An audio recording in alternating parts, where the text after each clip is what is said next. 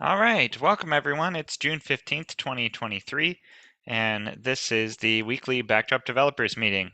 I think that we didn't meet last week, or at least there wasn't a recording, so we're going to catch up on some things that have happened in the past couple of weeks. Small group today. We've got Greg and Justin with us. My name is Nate Lampton. I'm Quick Sketch on the internet and Backdrop core committer. Let's do introduction. So Greg, would you go first and then Justin? Yeah, hi, my name is Greg. I'm usually based in Melbourne, Australia, but now joining from Greece. In general, interested to help in any way that I can with Backdrop Core or the community or contrib projects. Thanks. Thanks, Greg. Justin? Justin Christopherson in Colorado. I help out with infrastructure mostly. All right. Welcome. Thank you both for being here. All right, let's see. One little contrib update. In the past couple of weeks, we've had one new contrib module, a new module called Feeds Node Helper, ported by Herb Duel. Thank you, Herb, for that module. It is an extension to the Feeds module to make additional import targets and additional tamper options. So that's great to have that module available. Just side note on Feeds, I was using Feeds for Backdrop, and I was comparing it to Feeds for Drupal, and I'm really pleased. Like the Backdrop version of Feeds is actually a lot better. I think that the port to Drupal it lost a lot, unfortunately. But that's good considering I think Feeds is actually um, our really primary way of doing data import and export in Backdrop. Drupal has the migrate module, and I think that's probably why there's such a difference between feeds from Drupal to Backdrop, is that just a lot of effort went into migrate and a lot of effort didn't go into feeds. So interesting dichotomy there between the two projects. Anyway, so feeds is great. I'm really happy to see more feeds contrib modules come in. Let's see. So it's been 2 weeks. A couple weeks ago, the 125.1 release was created. So let's see, that was, check the Last week. date here. June 7th. So yeah, just about a week, a little over a week ago, Wednesday last week, we released Backdrop 125.1, which is great to get that out there. There was a kind of serious regression. It wasn't security related or anything like that, but if there were special characters in select lists, such as the less than or greater than symbols, then those values were not saving properly. And this affected views in particular, that views has a lot of options for less than or greater than when doing sorting and filtering, and those select lists were not working in the 125 release. But that regression has been fixed, and 125.1 is the solution. I also got in a couple of other fixes, continuing to work out some of the edge cases for PHP 8.1. We solved 2 issues with 8.1, and let's see. Yeah, and other just really minor things. There are only 7 closed issues in that, but it's great to get it out there just to fix that one major issue. With regards to that regression, I'm not sure if I filed a follow-up already, but I meant to follow up with, is it generally a good idea to have special characters in the keys for options? I think not. I Because mean, what yeah, go happened ahead. in that specific drop down that was problematic is half of the options are symbols like the greater than, equals, and that, and then another half of the options are textual. And I think that they should all be textual, and there should be a form validation that actually converts to whatever needs to be said or what have you. Anyway, I'll file a follow up because I found that to be an interesting thing.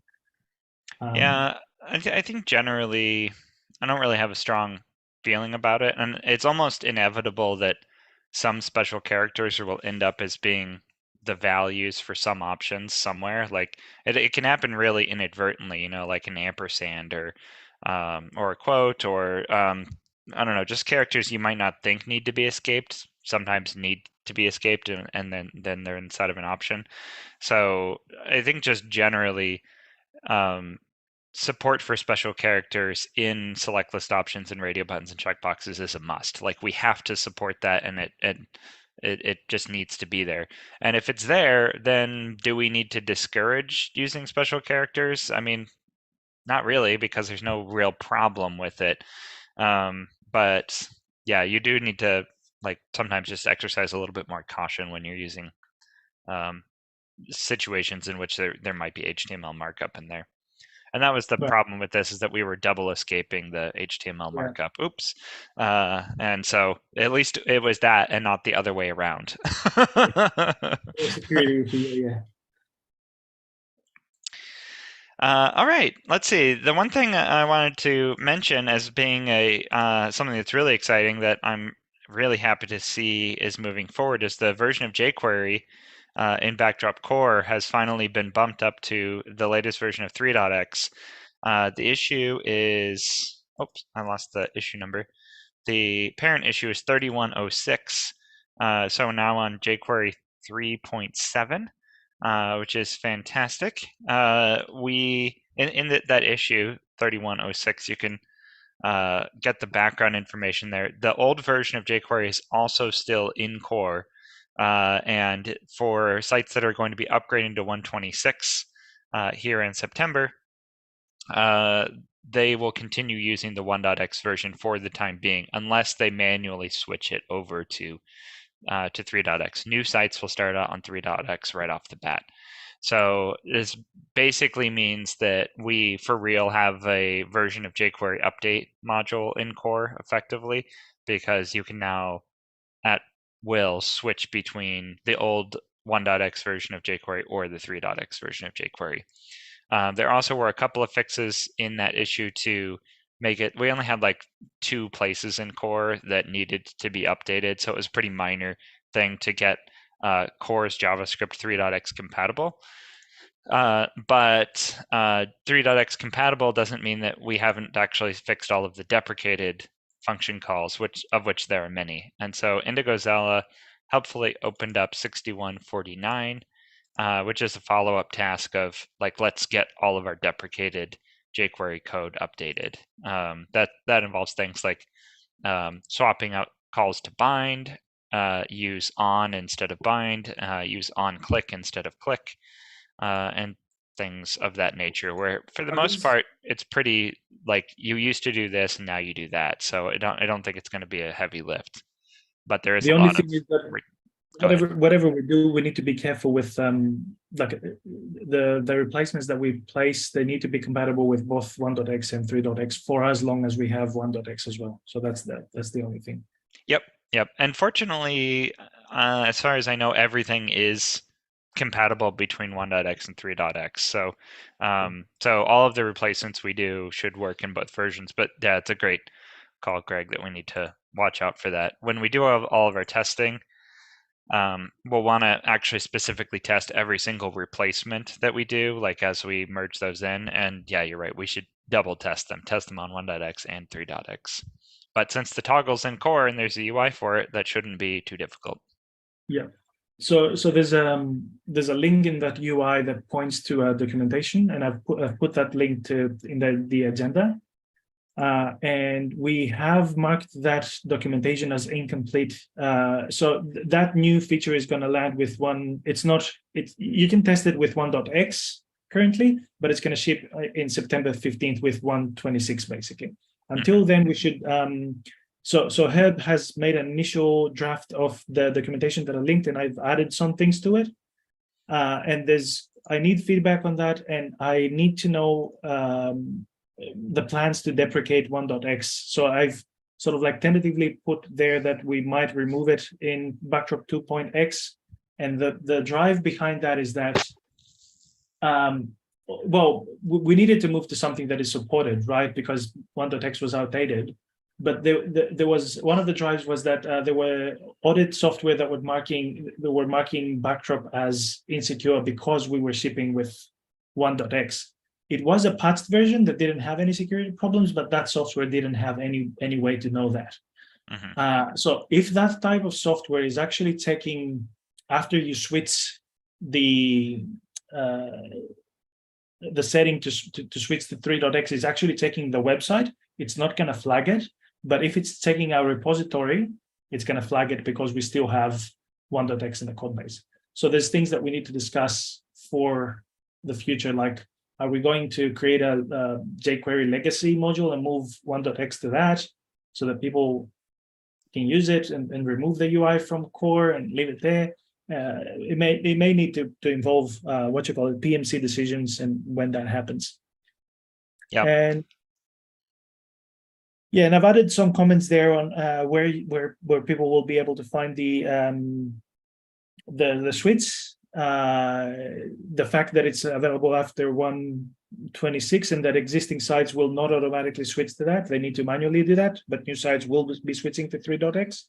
And also, if you need to troubleshoot on your local environment, because this is a setting, you can override it in your config setting, your local config setting. So I've added that there as if anyone else thinks that anything should be added there, let us know, and then we can improve that documentation for everyone.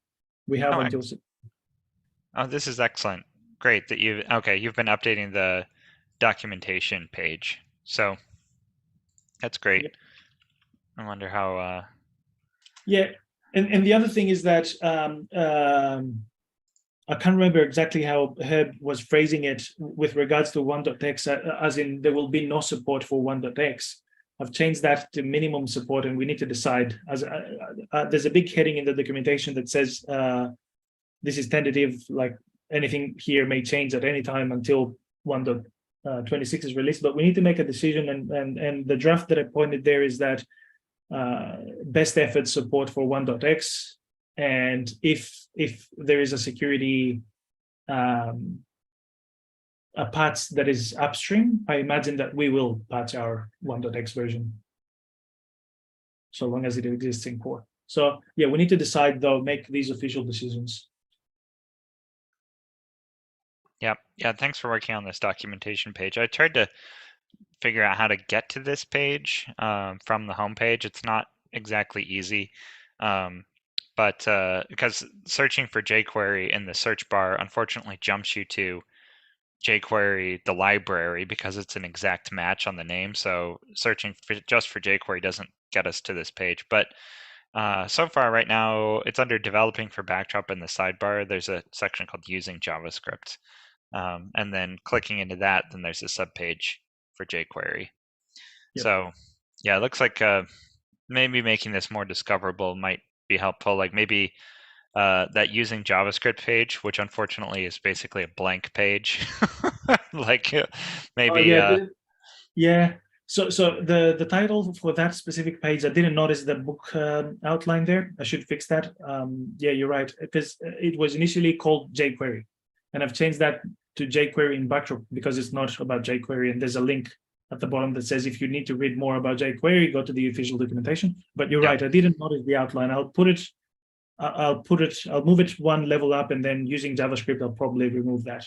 Yeah, I think that would be great, because I mean, it would make sense for us to have another page in there that is just generally about how to do JavaScript in Backdrop, I think. But until we have such a page, like, there's no point in having that level of nesting. Yeah.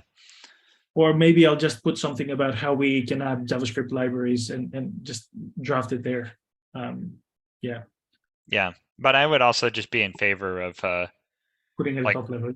Yeah, having both of them be top level. Yeah, have one thing for jQuery and one thing for JavaScript generally.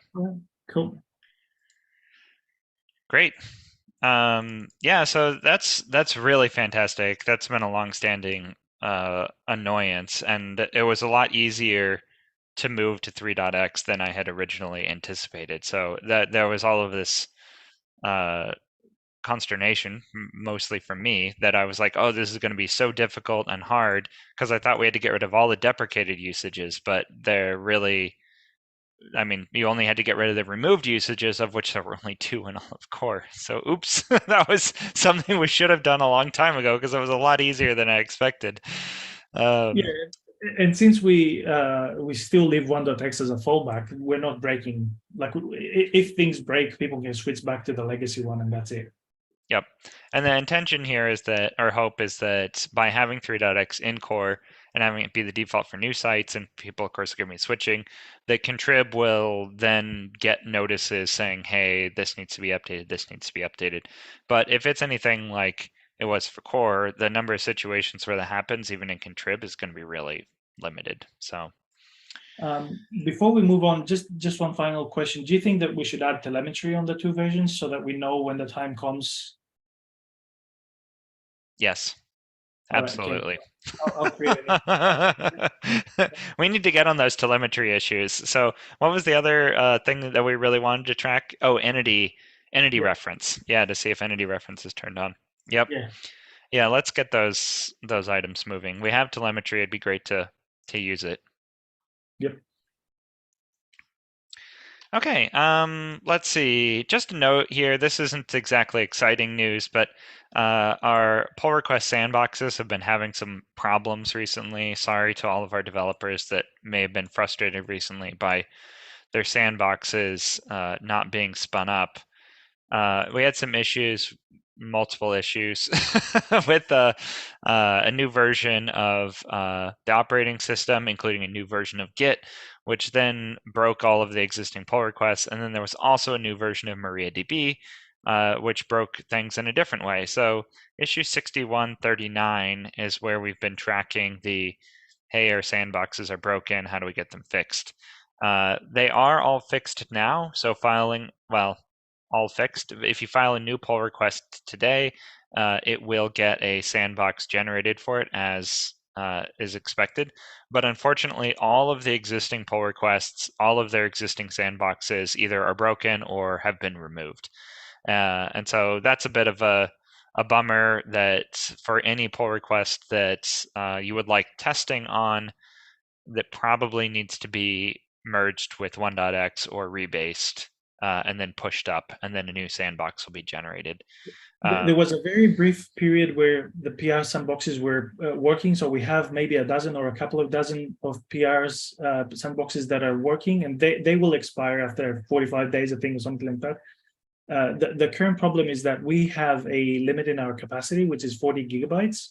And because we haven't rebuilt the existing things, and we haven't done that because then GitHub notifications spam people, but that causes our usage to go up. So at some point, I will trigger those things to be rebuilt, the existing ones, which should bring it down considerably from 32. We're okay now, but we don't want to reach the limit because then sandboxes stop working again because of this.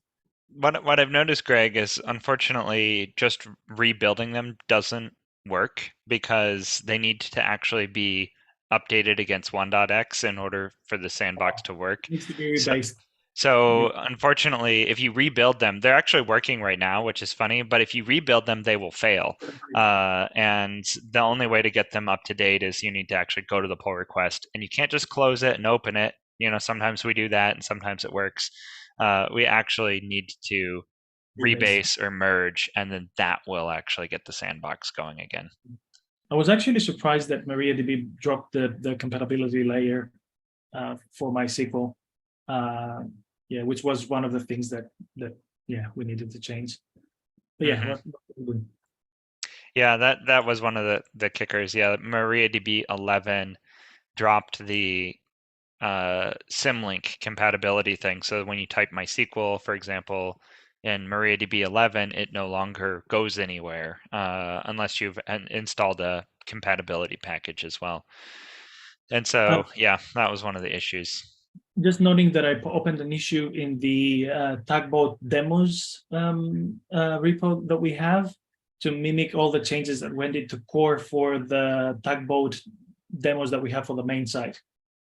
So yeah, because it's not an issue now, but it will eventually become. Yep. Let's see. Yeah, also, yeah, speaking of the demo sandboxes, we did get those up to date. So now they're running PHP 8.1. Hooray. That's a great little fix. Also some issues with Tugboat there that we said that we were using 8.1 for in the configuration file for a long time now, but it was surprise actually using PHP 7.2. And we were like, why? Wasn't doing what we were telling it to, but we did a little work around there. So now PHP 8.1 is used in the demo sandboxes as well. So that's from the homepage when you click try backdrop. Those now use 8.1 as well. Also great for just finding out all of those edge cases where PHP 8.1 every now and then still throws a notice in places. I don't think we know of any right now, but that haven't been fixed. But yeah, they crop up every now and then. Yeah, maybe the odd contrib module that wasn't fixed or something like that. It's good. Yeah, speaking of PHP compatibility, that's the next issue to discuss, and that's making Backdrop compatible with PHP 8.2. That's issue 5927. And there's a pull request in that. I'm sorry, I don't know who filed it. Indigo Zella, thank you very much. That that addresses PHP 8.2 support. I haven't taken a look at this pull request yet. Okay. Oh, that's right. I have. It's summarize it. So basically, we have PHPCS complaining, but we decided to keep the pull request lean, so we will follow up with that, and we've chosen to ignore PHPCS for now, because the initial pull request that I filed was changing like 151 files, and now it's down to 82 or something, which is considerably more manageable. There's a lot of people that I think Yorkshire Pudding was the person to switch it to. They've done some tests and switched it to Works for Me. The reason why it's not marked RTBC is that there have been multiple eyes through the pull request.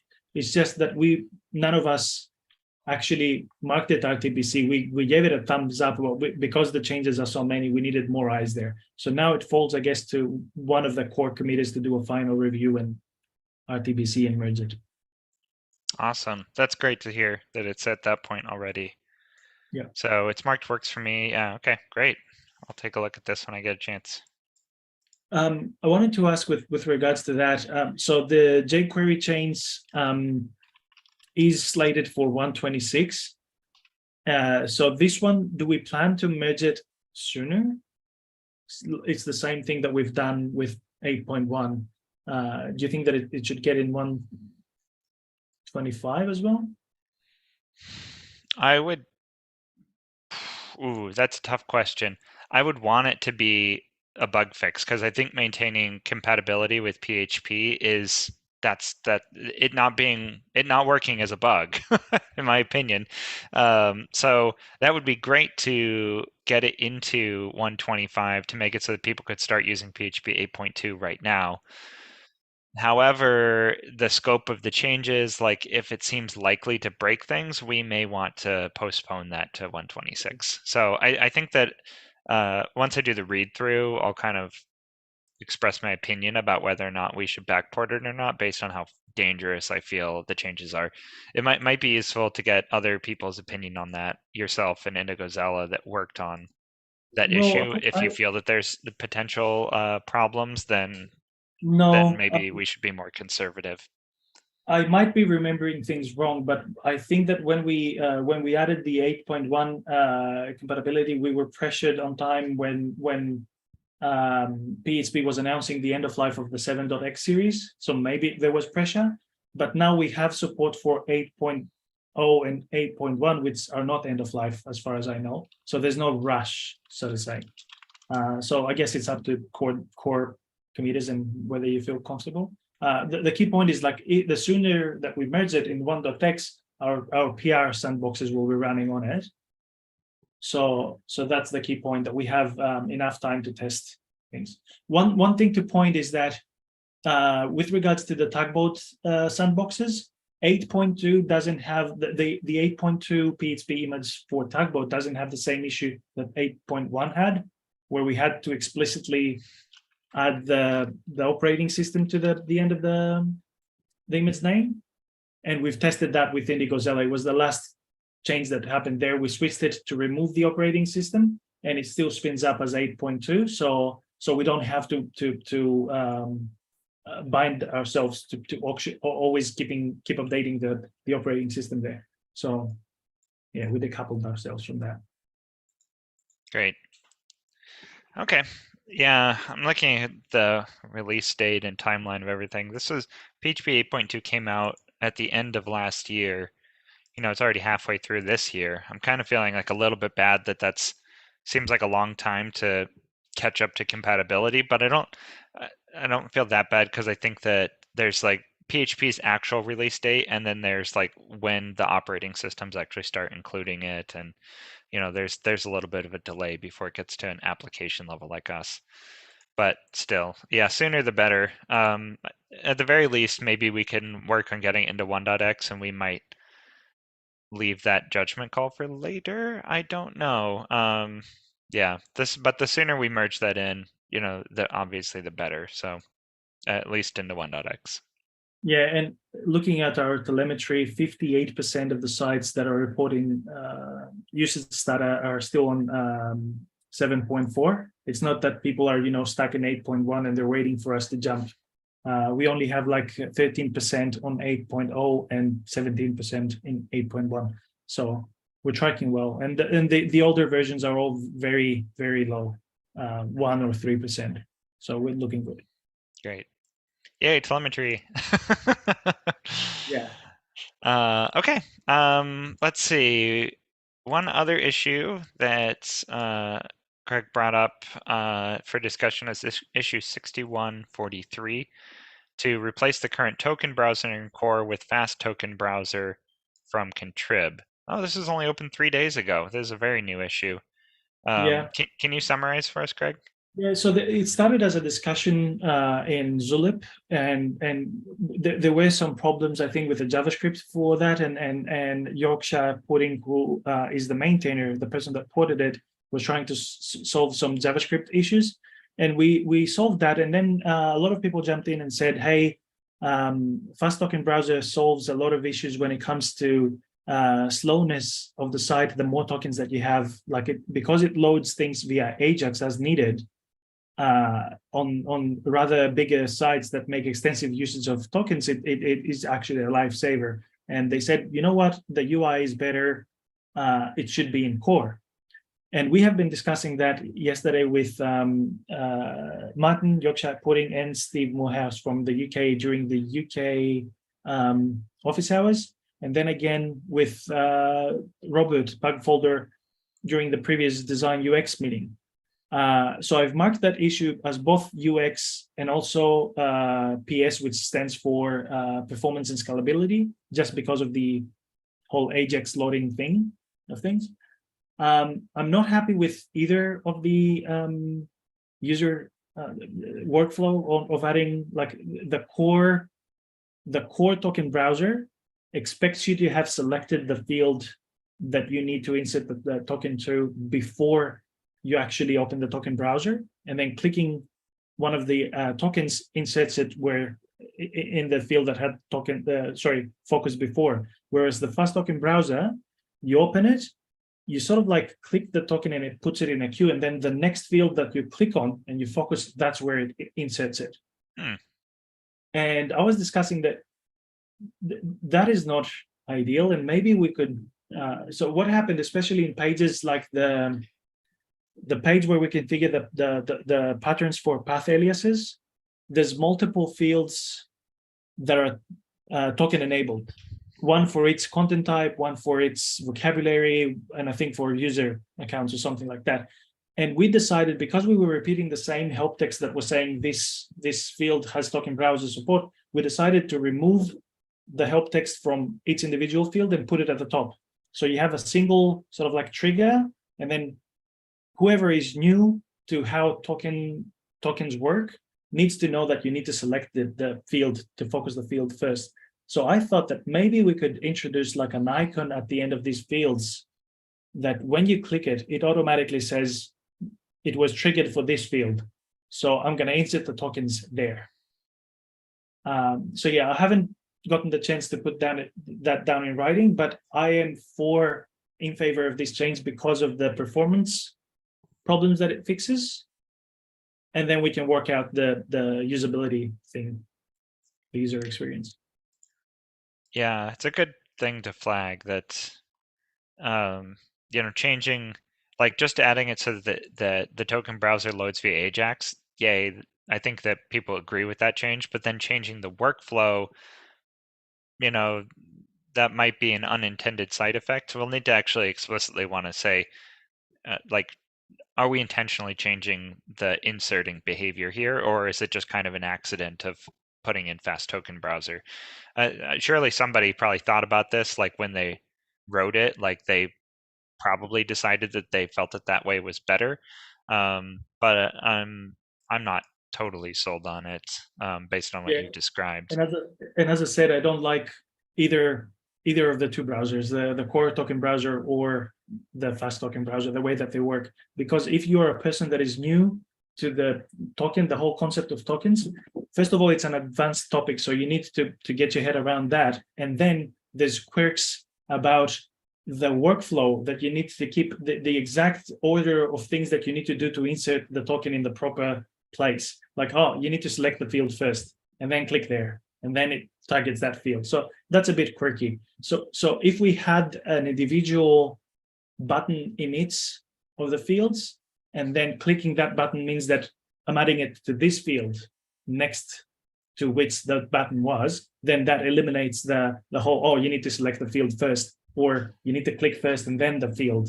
So yeah, anyways, I'll put that in writing. It seems to me that it's a better workflow. Yeah. How would you imagine, just running through this thought exercise, how would you imagine that would work if there were like this screenshot here where you're setting up alias patterns? So there's a whole bunch of fields, one right after the other, that all take tokens. And you finished the first token pattern, but then you want to move to the next one, the next field. If you click into that field, but then the token browser is still open and you click on the token browser, would it insert into the previous one, the one that you originally opened the browser for, or would it go into the new one? We were discussing this with Bugfolder before, and he pointed it out. First, I'll come back to what you asked, that UI patterns, right? People are trained to know that if there's a circle in a field, it's an autocomplete field, and they expect that to work that way, right? So if we have and also that for people that are coming from Drupal, the graphic that has been created recently for the token thing, and it's going to get in everyone's head, is a square bracket and a T in the middle, right? So if we create such a button similar to the buttons that CKA editor has, and we add it right to the end of the single line fields, and then we can figure out about multi-lines. When you click that button next to that field, the token browser opens, you click the token that you want to select, and then the token browser closes. Then if you want to enter a token to another field, you have to click the T button next to that field. And this is how things work now with rich text editors, right? If you have multiple fields, each of them has its separate buttons, and you cannot click one button and then insert with whatever dialog opens something to another field, right? So that's how I would expect it to work. Yeah, you often end up with you want multiple tokens though. Like if you're setting up something that uses a date, sometimes you say insert the year here, the month here, the day here. So a lot of times you want like multiple tokens in one field before you close the dialog. Yep, and Martin, or maybe we can do it not when you select, but when you say add it, right? Martin has also created an issue, and I think it's in the fast token browser, like it's not in the core queue, where you queue up tokens. Like you queue up tokens and then they get automatically inserted, all of them, once you're ready. But yeah. But then you still have to go back through and probably like add the slashes and stuff like that. Yes, exactly. But still, it would be much faster and much more streamlined. Like you wouldn't have to explain so many things to people, like especially those quirky things like, oh, you need to have the focus on the field before or after or whatever. So it eliminates at least one factor. So yeah. Just there's so many potential ways to make this better. Just as a thought, I'm not sure this is a good suggestion, but You know, we also could make it easier to use the clipboard, you know, like just copy the tokens out and then let the user paste in the value. Sometimes I find that I do that anyway. Like I open the token browser and I don't actually use it to insert the tokens. I actually literally just end up retyping them because because for me like actually the whole like inserting and everything like that is like I don't really find it useful. So I actually just use the browser to find the tokens I want, and then unfortunately it's kind of difficult to copy and paste out of the token browser into the text field. You know, if there was just like the link instead of inserting it, if it copied it to the clipboard, or maybe did both. I don't know. Like, you know, that could be an alternative. Yeah, But I think I'm weird in the way that I use tokens, though, so I don't want to well, push that on people. It's not. And since you were mentioning about issues, and if we have many, but I'm just going to briefly mention that because it's worth it. We have been discussing about providing an easy way for people to generate a report that gives you the PHP version, the whether you're using Nginx or not in what version, the bug information in general, right? And a list of enabled modules, because these are the things that we ask people to provide when they create issues in the queue or when they raise topics in the forum, right? It's a great So there's a idea. separate. Why don't we have this? We have an issue. We have this. We are close to having this, and the reason why I'm mentioning it, I would almost forget it, is because the initial concept had links to actually copy to clipboard, and people said, "Nah, that's too much for core. Let's leave it out because people can they know how to copy and paste." And I argued, and this is the segue to what you were asking. You take for granted, you make knowledge assumptions like that people know how to copy and paste things. Like using Control-C, Control-V, and that they have a mouse pointer that can right-click and select and copy, which is not the case if people are working in devices that have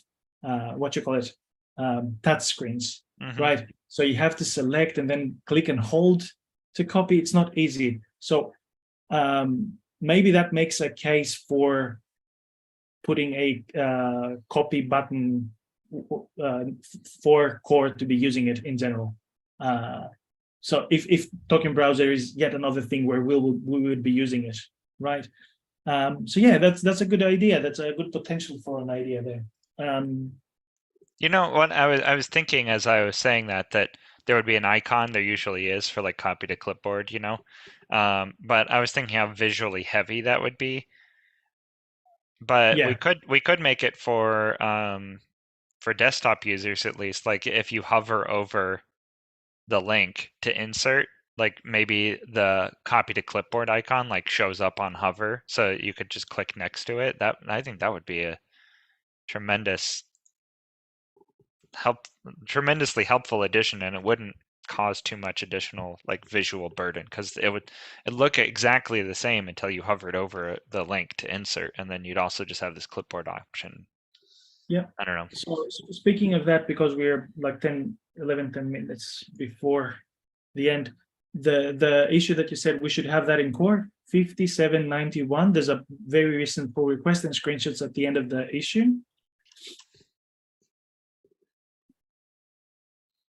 So we are adding a dedicated, so if you look at the screenshot from 2 weeks ago, we are adding a dedicated section in the reports page that is called debug information. And that spits out version of backdrop, installation profile, PHP version, database version, web server, which themes are active for front end and back end, and which modules are enabled along with versions.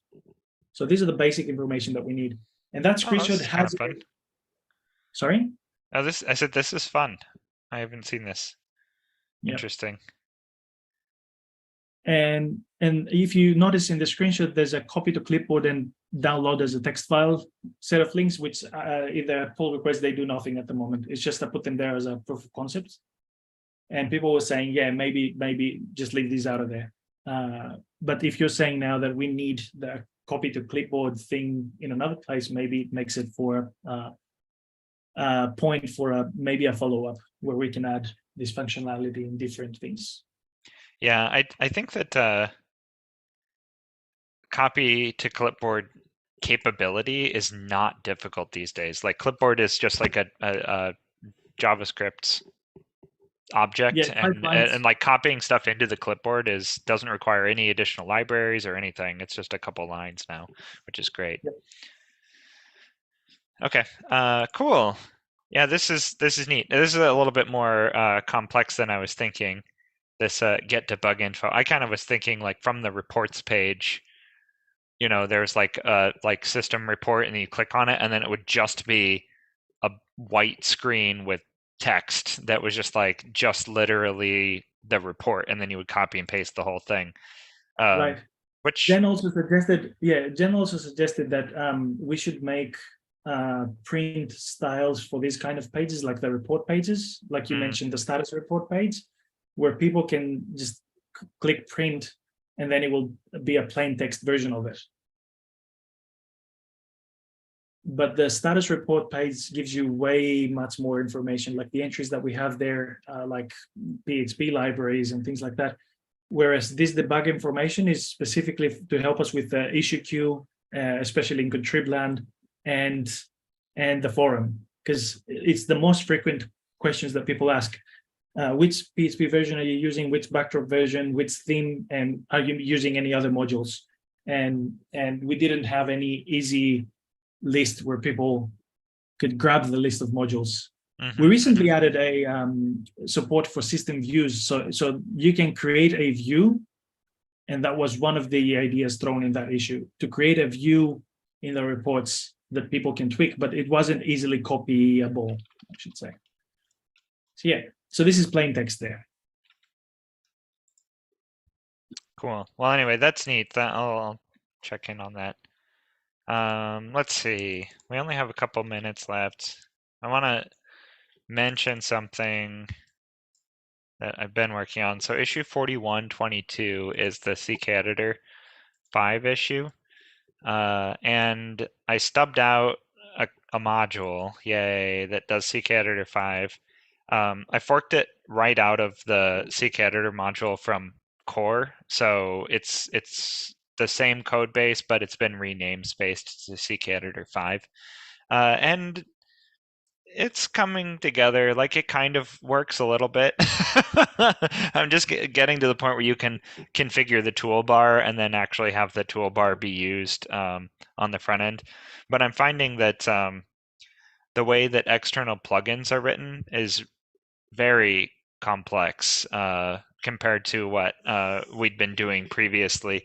So I'm still trying to figure out how to do that. I'm heavily referencing the Drupal 10 module because it's already solved a lot of these problems, but I haven't been able to really find great documentation on like how plugins are written. There is a contrib module called CKEditor 5 dev for Drupal that kind of outlines how they're writing plugins for Drupal, but it's really, I don't know, it's just more complicated than I want it to be. The thing is that CKEditor 5 requires that you compile it with NPM. There is an online builder that I tried using, and I kind of started out with the online builder, but then I found out that the online builder, there's like multiple ways of compiling CKEditor, and if you use the online builder, it can't load external plugins. It has to bundle all the plugins into the one that you've assembled through the interface. So if you want a version of CKEditor that can load external plugins, then you have to build it manually through NPM. And that's not great because I want anybody to be able to update CKEditor when new versions come out. And I really would have preferred that you could just use the online builder and then download the thing, and then that would have been much easier for anybody to do. But I'm afraid that that's not possible currently. Well, Maybe we can work with them to say maybe you could make the online builder use the version that can load plugins. They call it the DLL, which I'm guessing is the dynamically linked libraries version of CKEditor. Because right now it's kind of a pain, and I haven't been able to find great documentation other than like all the Drupal documentation just says, oh, just read the CK editor documentation on doing custom builds, and it's assuming a level of knowledge that is pretty high that I'm struggling with it quite a lot, at least. So I think I'm just imagining that it's going to be difficult for other people. if we have instructions, because I think we already have instructions on how to update CK to the 4 in core, and I've done it a few times myself. Is certain things that we exclude. I remember a JSON or YAML file that we specify things, and then we use the online builder, as you said. But if we have instructions down, I like it wouldn't fall on you every time Yep. someone Yeah. be able to Yeah. build it. Instructions are definitely key. And since I'm not sure how to do this right now, I've been writing the instructions as I do it. But the first round of instructions I wrote was like, use the online builder. And then I was like, oh, we can't use the online builder. So I'm going to have to throw away my existing instructions and write new ones once I figure out a way to actually make this work.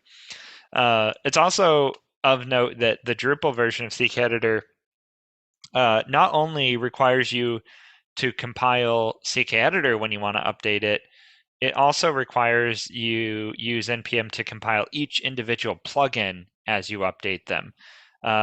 So I'm not sure what that looks like development-wise for the Drupal people. If they literally are like every time they file a pull request, they modify the source file, and then the pull request also includes the build file. Maybe, I don't know. But it's a lot of overhead, and I'm trying. Like, we could do it the way that Drupal is doing it, which admittedly is the way CKEditor documents it and says that they want you to do it. But I think that it's possible for us to write non-compiled plugins and have them just be leveraged directly by CKEditor, even though that's not what their documentation describes. Because that will, we don't have compilation anywhere else in Backdrop, and I just don't want to require it that it's like every time you make a change to this file, you also have to compile it. It's just a big barrier that we don't have right now, and I don't think we want to introduce.